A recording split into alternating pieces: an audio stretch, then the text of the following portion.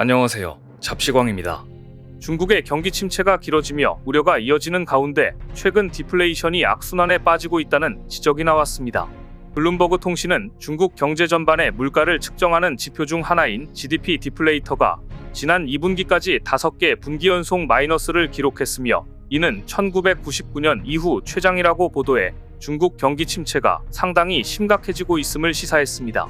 그런데 문제는 내년에도 중국의 디플레이션이 이어질 것이라는 전망이 다수의 경제기관에서 연일 나오고 있다는 점입니다. 심지어 영국 일간 파이낸셜 타임스는 중국이 경기 침체 속 물가 하락이라는 난관에 맞서 침체한 경제를 회복시키기 위해서는 1,900조 원에 달하는 대규모 경기 부양 자금 투입이 불가피하다는 중국 경제 전문가들의 조언이 나왔다고 보도해 충격을 주고 있습니다. 한 경제 전문가는 중국이 가계 소비를 코로나19 팬데믹 이전으로 되돌리기 위해서는 3조에서 8조 위안 약 560조에서 1,500조 원이 소요될 것으로 추산하기도 했습니다. 그만큼 현재 중국 경제가 직면한 상황이 글로벌 금융위기 때 못지않게 매우 심각하다는 것입니다. 그런데 더 심각한 건 중국 지방정부의 재정 상태입니다. 심지어 냄비까지 팔아서 부채 갚아야 하는 상황이라고 하는데요. 이게 대체 무슨 말인지, 지금 중국 국내 사정이 이런데도 한국에 일침을 가하다가 역관광 당한 중국의 상황, 오늘은 이 이야기를 자세히 전해드립니다. 최근 중국에서 유행하는 말이 하나 있습니다. 솥을 부숴서 쇠를 판다. 사실 이 말은 1950년대 말 마오쩌둥 주도하에 일어난 대약진 운동 때 나온 말입니다. 당시 중국은 노동력 집중화 산업의 추진을 통한 경제성장 운동을 벌이면서 특히 철강 생산을 독려했습니다. 한 해에 무려 1,070톤의 철을 생산하자며 인민들을 독려했던 것입니다. 당시 중국인들은 이 할당량을 맞추기 위해 많은 가정에서 밥을 해먹는 냄비까지 갖고 나와 녹여서 쇠를 만든 경험이 있습니다. 그런데 그 결과는 어땠을까요? 인력, 물력, 재력만 낭비했습니다. 게다가 1959년부터는 수해, 가뭄 등 자연재해가 끊이지 않아서 대기근을 촉발시켰습니다. 그 결과 2,500만 명의 아사자가 발생했던 것입니다. 중국 역사에서 정말 참담했던 시기이자 슬픈 시기라고 할 수 있는데, 그런데 그런 시기를 연상시키는 말인 솥을 부숴서 쇠를 판다가 다시 유행하고 있다니 중국에서 대체 무슨 일이 벌어지고 있는 것일까요? 사건의 전말을 살펴보면 일단 발단은 지난 8월 28일 중국 SNS에 중국 정부의 문건이 하나 올라오면서부터 시작됐습니다. 정부 문건의 내용은 충칭시 비산구 정부가 솥을 부숴서 쇠를 판다는 팀을 구성하라는 지시를 내렸다는 내용이었습니다. 사실 이 말은 속어로 쓰이는 말인데 이게 떡하니 지방정부의 공식 문건에 나오다니, 이런 일은 중국에서도 전례가 없는 일이었고 이 문건은 곧 모두의 이목을 집중시켰습니다. 사실 이것은 얼마 전 중국 중앙정부가 지방정부에게 쓴 말로 막대한 부채로 괴로워하고 있는 지방정부에게 앞으로 중앙에 의존할 생각을 하지 말고 솥을 부숴서 쇠를 판다는 각오로 알아서 해결하라고 했던 데서 유래했습니다.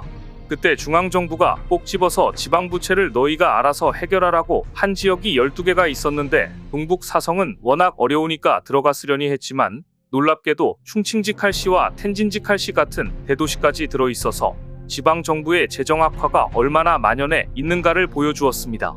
현재 중국 지방정부의 부채는 약 8,000조가 넘는다고 알려져 있습니다.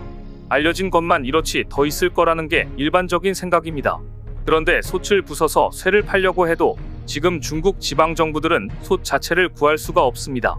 중국의 부동산 경기가 침체되어 있고 제로 코로나 정책으로 인해 그 많은 코로나 검사 비용을 지방정부가 대느라 안 그래도 어려운 재정은 파탄나고 더욱더 허리가 더 휘었던 것입니다. 그런데도 솥을 부숴서라도 지방재정을 마련하라니 어쩔 수 없이 지방정부들이 동원한 방법은 마른 수건에서 물을 짜내는 것이었습니다. 즉 벌금을 때린다든지 과징금을 챙기고 몰수금을 추징해 세수를 마련하고 있는 것인데요. 얼마 전 중국 시장의 한 상인은 21위안 정도의 이익을 취하려다가 지방정부로서부터 무려 11만 위안이라는 엄청난 벌금을 두드려 맞아 논란이 되기도 했습니다. 한 지방정부는 과징금, 몰수금 등 추징금으로 벌어들인 세수가 최근 7배가 늘었다고 합니다.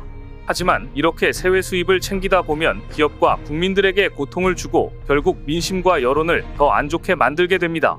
그래서 현재 중국에서는 갈증을 해소하려고 독이 든 술을 마시고 있는 게 아닌가라는 비판이 쇄도하고 있습니다.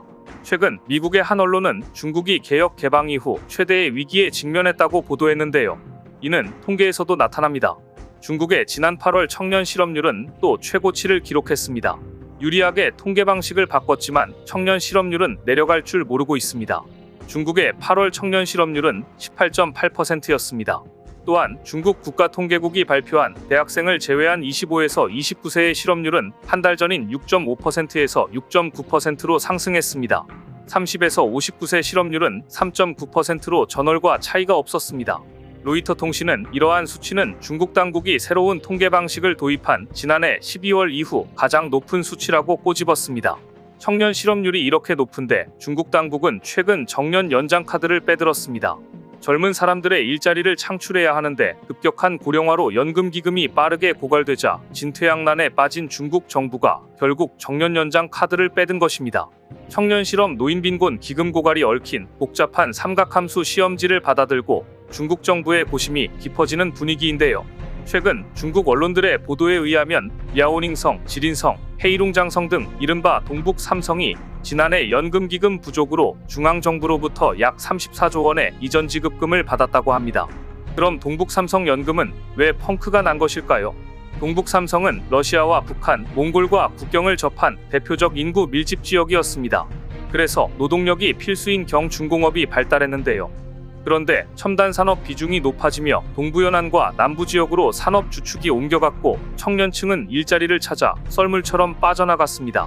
그래서 지금 이 지역은 노인들만 남았고 인프라 투자가 느려지고 인프라가 나빠지니 다시 청년 인력이 빠져나가는 악순환이 반복되고 있는 중입니다. 이처럼 청년들이 삶이 팍팍해지는데도 당장 중국 경제가 달라질 기미가 보이지 않자 급기야 대만으로 탈출하는 사람들까지 나왔습니다. 최근 대만으로 망명을 시도하는 중국인들이 어찌나 많은지 대만은 해안경비청에 6천여 명의 자원봉사자를 모집해 해안경비 강화에 나서기로 했다는 소식입니다. 지난 6월부터 3개월 사이에 중국인이 2차례나 불법으로 대만에 망명 시도를 하자 이 같은 조치가 취해진 것인데요. 지난 6월 단오절 연휴를 앞두고 중국 해군 전직대위가 대만 수도인 타이베이의 단수이강에 모터보트를 몰고 들어와 망명 의사를 밝혔습니다. 또 추석 연휴를 앞두고 또 다른 중국인이 고무보트를 타고 신베이의 허우컹 강으로 와서 역시 망명하겠다고 주장했습니다. 이런 상황인데도 중국은 본인들의 수준은 모르고 한국에 막말을 하고 있습니다. 얼마 전 중국 관영 매체는 한국 자동차 업체에게 이런 쓴소리를 했습니다.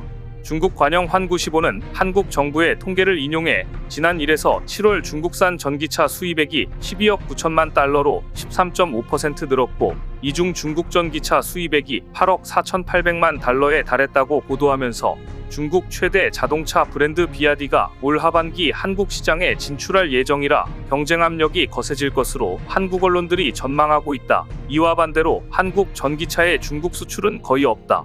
이와 관련해 중국 국제문제연구원의 인터뷰 기사를 통해 한국 전기차 기업들에 대해 이런 말을 했습니다. 한국 전기차는 미국 시장에서 인플레이션 감축법과 같은 보호주의 입법으로 보조금을 받을 수 있고 특히 중국 업체들이 미국과 유럽 일부 국가에서 보율 관세에 막혀있는 상황이라 한국 기업이 시장 점유율을 유지할 수 있을 것이다. 하지만 불공정 경쟁으로 시장 점유율을 확보하는 것은 한국 기업에 긍정적이지 않으며 근본적으로 한국은 기술 혁신과 제품 차별화를 통해 중국 자동차 업체와 경쟁해야 한다.